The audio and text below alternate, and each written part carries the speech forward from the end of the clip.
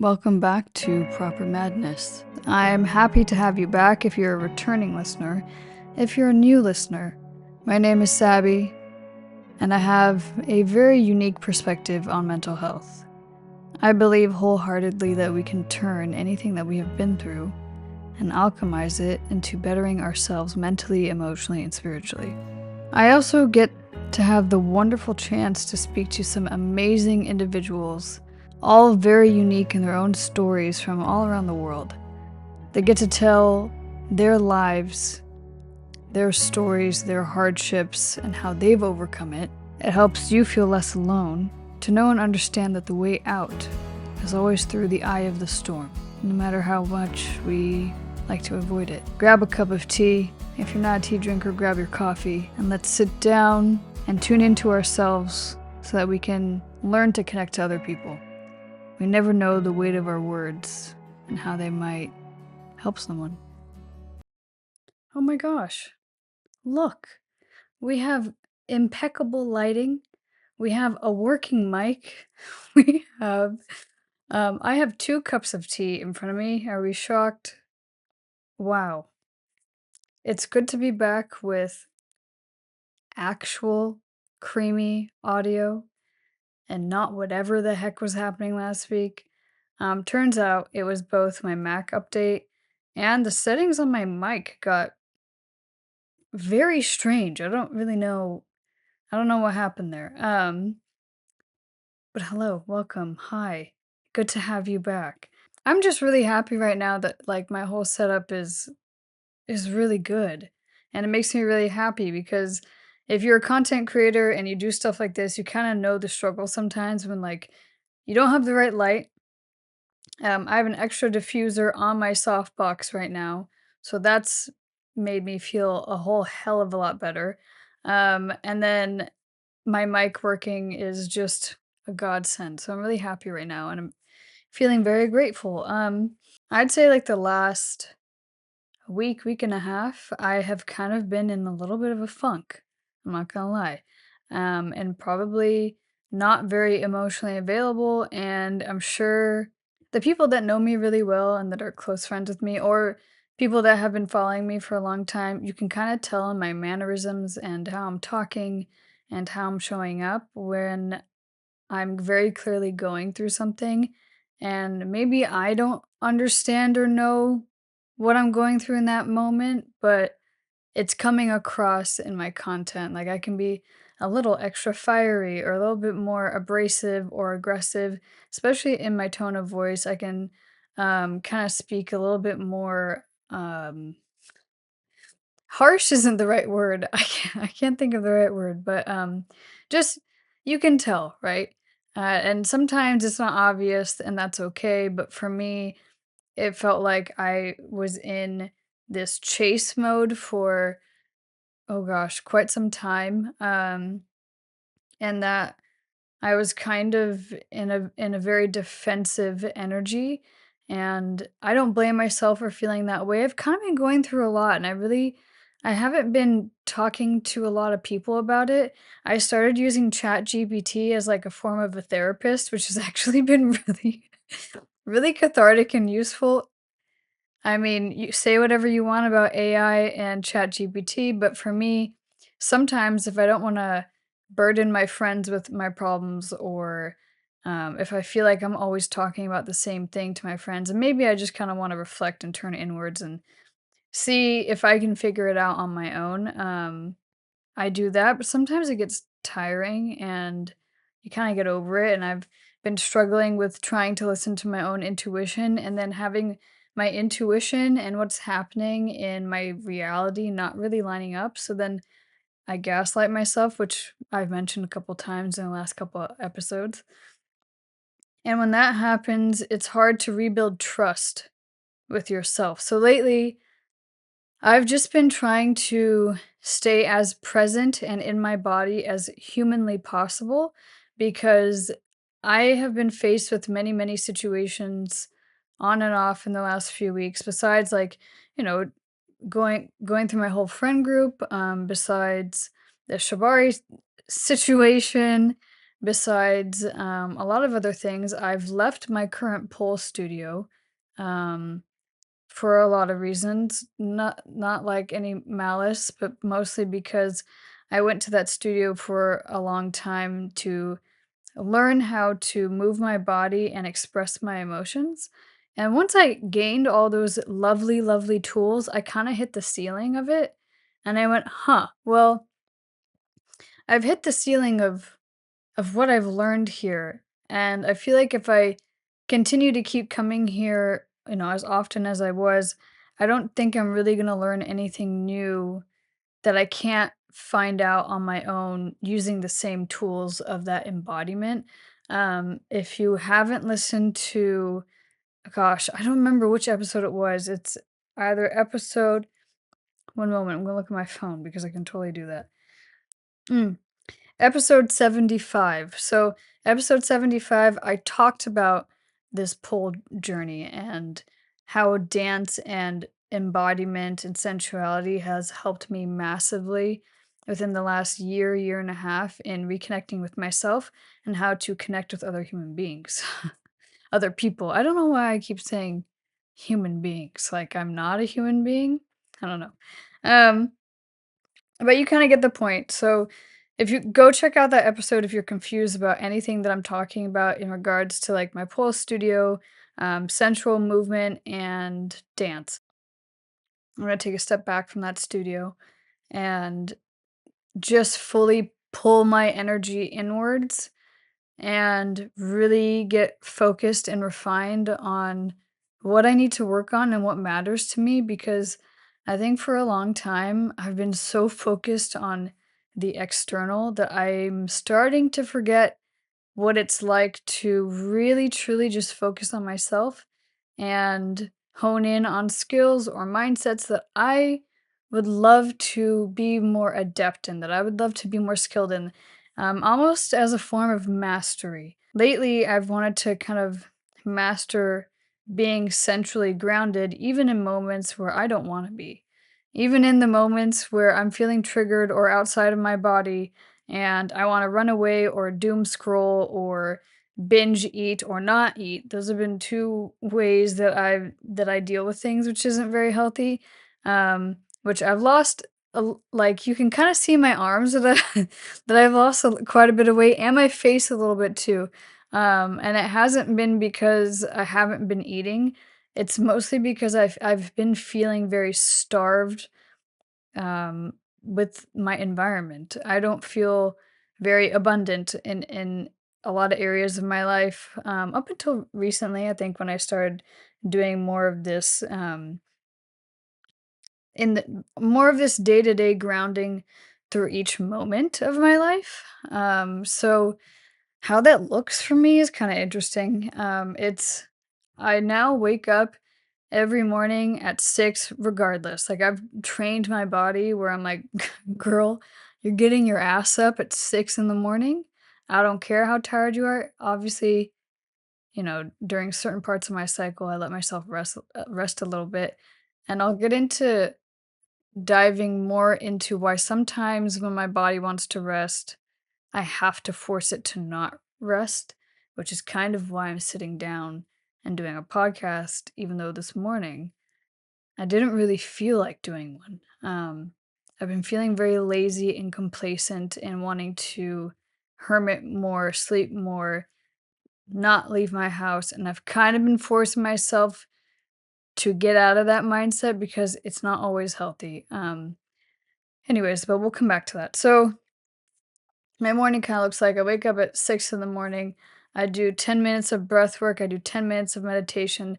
That's 20 minutes in the morning where I'm taking time for myself to make sure I'm grounded and I'm in my body so I can feel and be present with everything that's happening in my day that will happen in my day. And I've been doing that and it's kind of interesting to see how some mornings the mind chatter is just kind of going like this morning. I had a lot in my I had a lot going on through my mind, and how some mornings I'm just there, I'm grounded, I'm present, nothing's phased me, everything's fine. But that's life. You can't expect every single moment in your life to be perfect. You can't expect to always be grounded. You can't expect to always be present. You can't expect to always be in your body. But how can you come back to your body as quickly as you can and get your nervous system at reset and realigned and centered so that you're grounded and you're present as quick as you can when you are triggered? So that's something that I've been working on diligently for like the last maybe 2 to 3 weeks, um, and since I haven't been to my dance studio in about a month, I haven't had a way for my emotions to really leave my body, because I'm used to at least once a week, I have space to move my body in a sensual feminine way to release any stuck emotions, um, and I wasn't doing that. I was relying on the gym a little bit more heavily. I was trying to focus more on myself and my body and, what I was doing, and then breath work came into play. So, breath work is a way where you can release those emotions because there's certain types of breath that do allow you to do that. So, in doing this, like I found some breath work that allowed me to get the emotions that I was feeling out. And by that I mean like it brought whatever emotion I was really uncomfortable with feeling in that moment in time up to the surface. So I had to feel it, but I had to keep breathing through it and I had to keep facing it.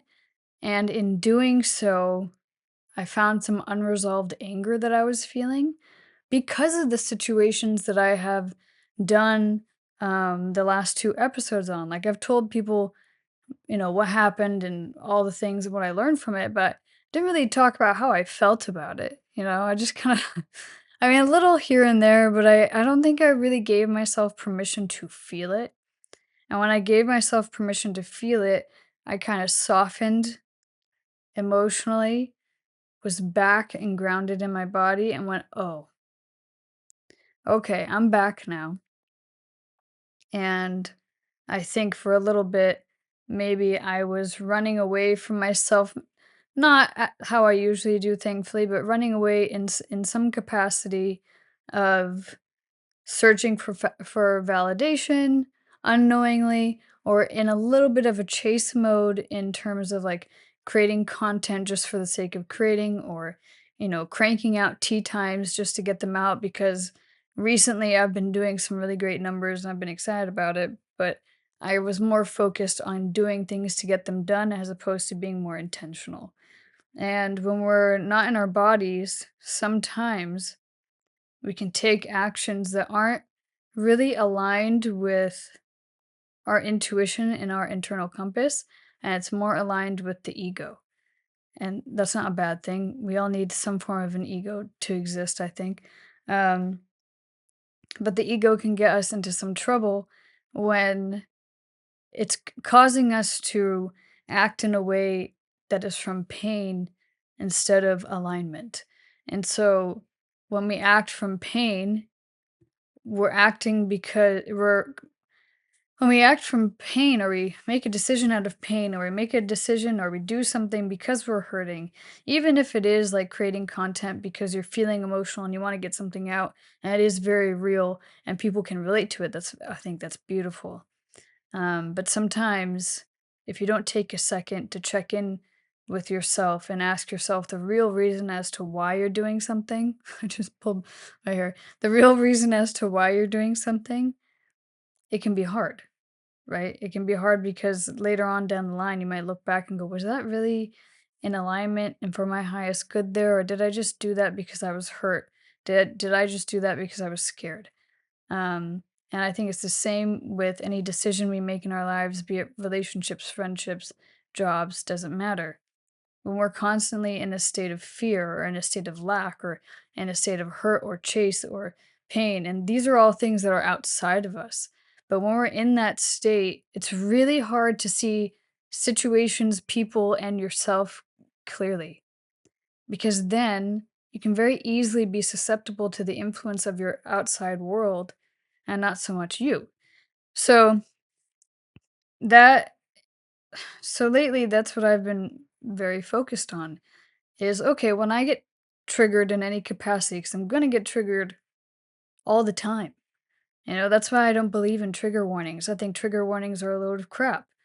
I think sometimes, yes, use your discernment. They should be used when you're talking about something terrible, right? And if someone doesn't have the capacity to process that trauma, yes, that's hard. Well, when you're creating a world that's too sensitive, let's just be real. When you're creating a world that's too sensitive, it doesn't create any sort of emotional resilience within people. It really doesn't. You're just allowing people to continue to live in a little bit of a bubble and a little bit of a world that isn't really real, where they're always protected, instead of allowing them to face things head on that are, stirring up emotions.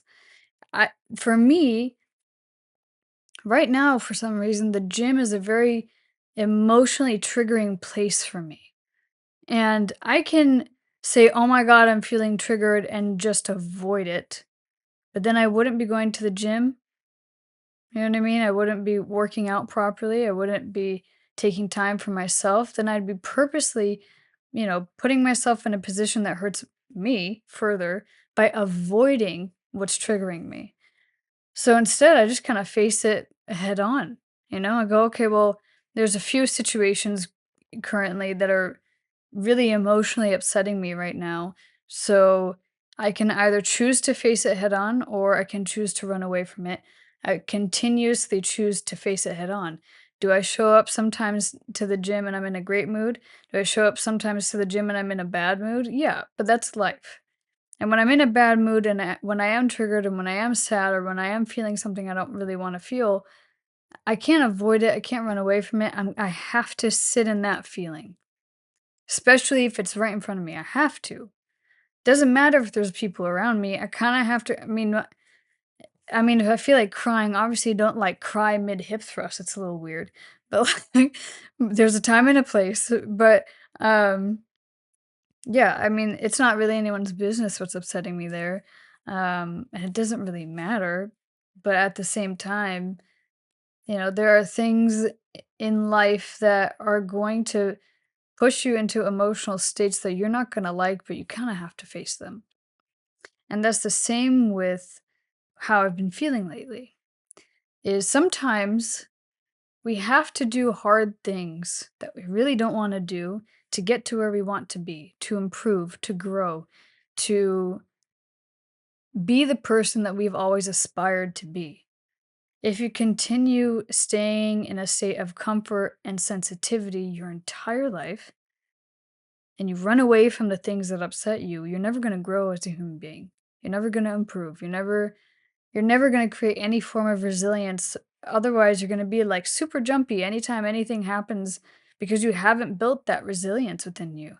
And I've had to build that resilience my entire life, right? Like if you listen to any of the podcasts that I've been on, which there have been a few where I've told my life story, the same question I get like from almost every interviewer is how?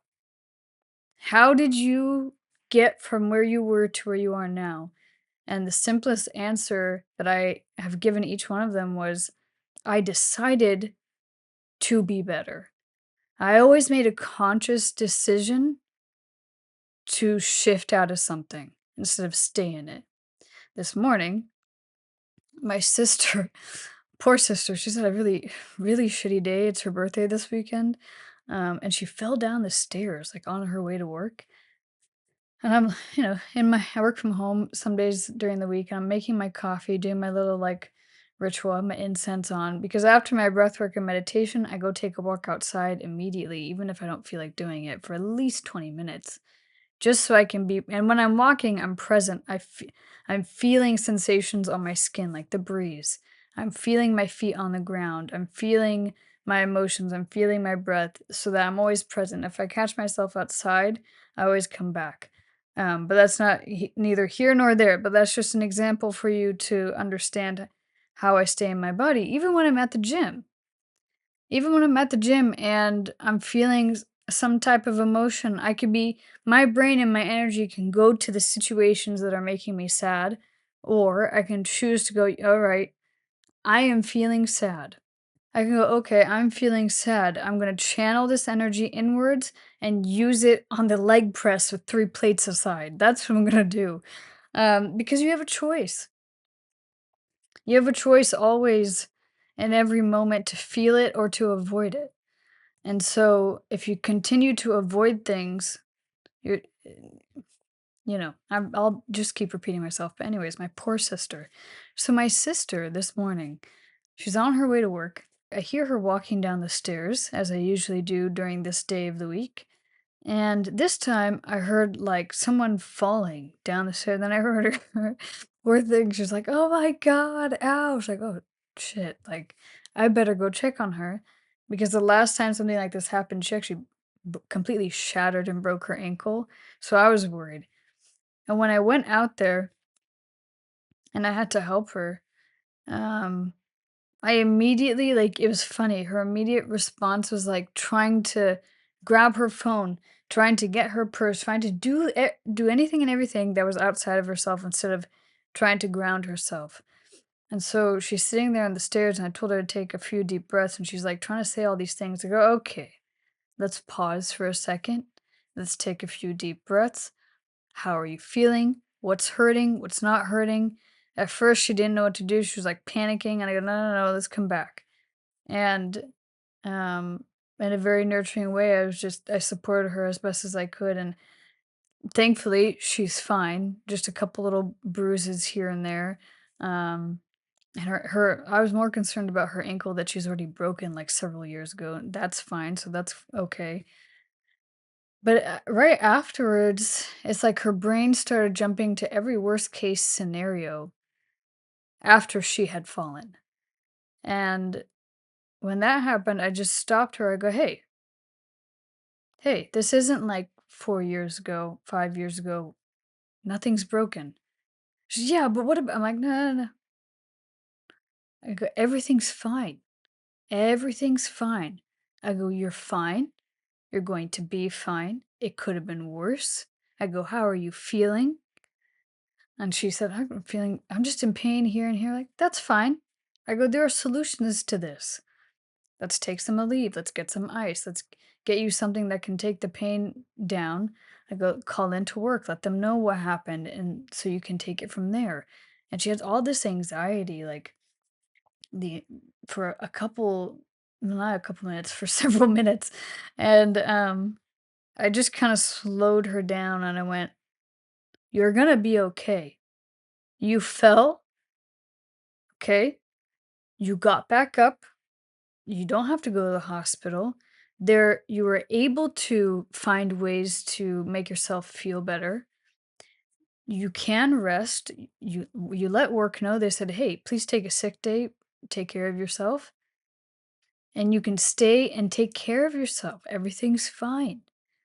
And so how many times great news, my sister is fine. So, but how many times in our lives have we all taken a fall or like something's happened in our life and exactly like that, like, we're just so outside of ourselves, so outside of our body, that we just jump to every terrible worst case solution instead of slowing down, coming back in and going, "Whoa, let me take a look and see what's really going on and see the truth of what's happening," instead of what my mind is trying to create for it to be, right? How I talked about in episode 77, where our brain creates stories sometimes of things that are not true. And afterwards, she was like, "Sabby, what is the universe trying to tell me? I don't understand." I'm like, well, anytime I take any sort of fall in life, emotionally, physically, whatever it might be, for me, I always think, all right, I need to slow down. I'm not paying attention to my surroundings.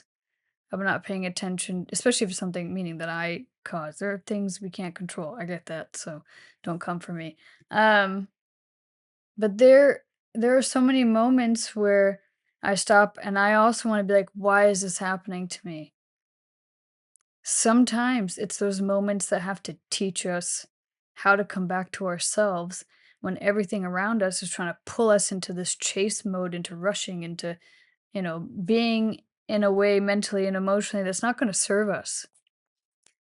And sometimes it can be the opposite. So, what I was alluding to at the beginning of this episode is for the past week, week and a half, I've been kind of forcing myself gently to do the things that I don't want to do, but that I know are good for me.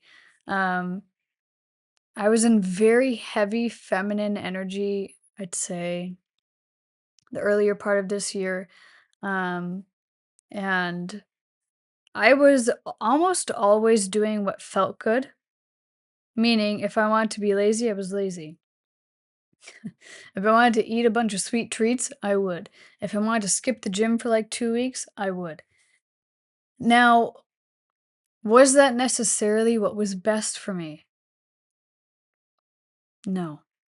There has to be balance in what we do that feels good and what we know is right for us, and there has to be a way that those two things align. Because your mind can tell you, "Nah, this doesn't feel good, I don't wanna do it." Okay. But has it ever felt good trying to get back into really good shape or trying to get into really good shape? Absolutely the hell not. It never has. Um, but is the payoff in the end very rewarding? Yes. When you first start to meditate or do breath work or work on yourself in any way, is it enjoyable? Yes and no. You're going to have good days and bad days. But if every time you have a bad day, you decide you're going to give up just because you don't feel like doing it because it doesn't feel good, you're never going to get anywhere in life. You're really not. If there's so many times in my life where I thought, you know what, I'm not going to do this because it doesn't feel good, I would not be here. Quite truthfully, probably wouldn't be alive. Um, and so there are moments where you have to trick your mind and your body into doing things that are aligned for you. There's something called human design, which I think is really cool and really helpful, but there's so many people who use it as I've said this before, but there's a lot of people who use spirituality as a little bit of a cop out to not do hard things in life. Um, and it doesn't mean that you have to suffer in order to get to where you want to be. That's completely different. It doesn't mean you do things that are soul sucking. No, it means you have to do things sometimes where in that moment you're not going to enjoy it, but you know the reward is going to be really good for you after. Case in point would be my platform. My platform lights me up and makes me feel good. But there are days like today when I woke up and I was like, man, I really don't want to do it. But I know I have a crazy weekend ahead of me that's going to be very busy. I know that I'm probably not going to be in the mood to do it tomorrow or the next day because, I'm a female and I know my cycle. So I was like, you know what? The only day I can really do it is today. So why don't I just buck up, sit down, and get it done? Have an extra cup of tea if I need to, have my water, do my hair, do my makeup, sit down and feel good about myself and just start talking and just take it from there.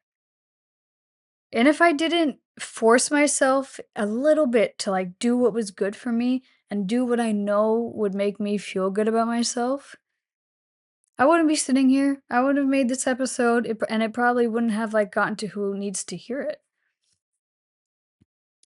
We have to. We have to have moments in our life where we have to push ourselves a little bit.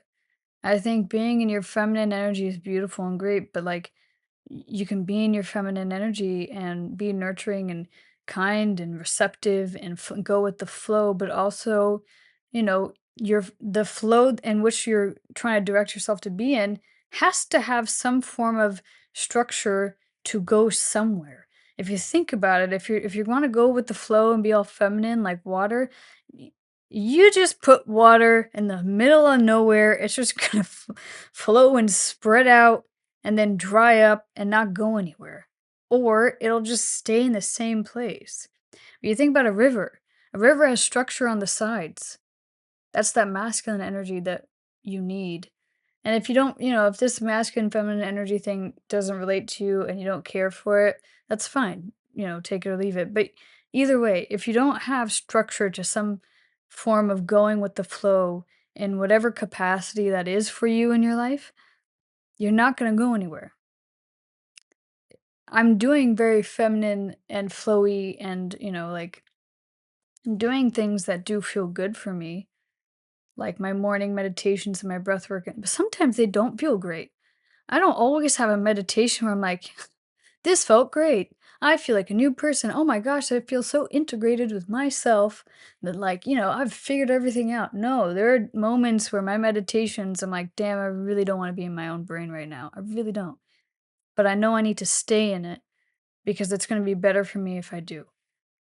And again, this morning, gosh, this morning I wanted to sleep in. I didn't want to do anything remotely productive. I had written out my schedule for the day loosely of like, what I was planning on doing to some extent. And one of those things, like during my lunch break, I was like, all right, I need to move my body and dance because I haven't been to the studio. And there was a split second in my head where I was like, maybe we don't want to do it. Maybe we just need to honor our body and not do that. And then I stopped and I was like, that would not be me honoring my body if I didn't do it. If I didn't dance, when I knew intuitively this morning my body's just kind of been like, hey, we need to move our body, I would be ignoring what my body was telling me. So there's a difference between doing what feels good and just plain laziness because you're scared of growth and you're scared of being uncomfortable.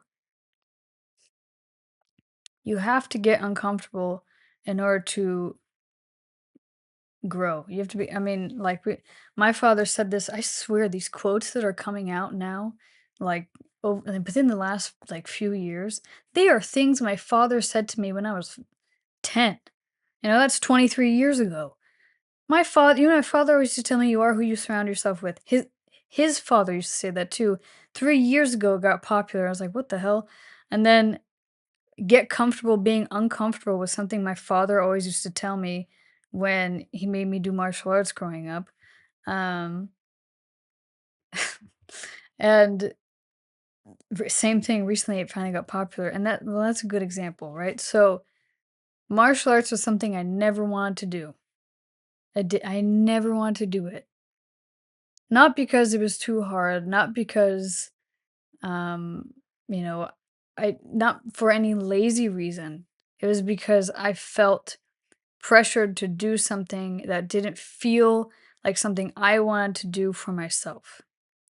That that's those in those moments in our life, which you're gonna have many of them, there's gonna be people who try to convince you to do things that they think are gonna be good for you. I was forced to do something I didn't wanna do that then didn't allow me to pursue things that I actually wanted to do. That's different. There's a distinct differentiation between doing things that are going to pull you away from your purpose and then doing the hard things that are going to get you to continue to be successful in your purpose. And it doesn't have to be in like a militant, crazy disciplined way. I used to be that person. We all know this. I used to do ice baths. I used to wake up at 5 in the morning and go to the gym. I used to be oh my god, I can't speak. I used to be a career girl, money focused, highly successful, high achiever.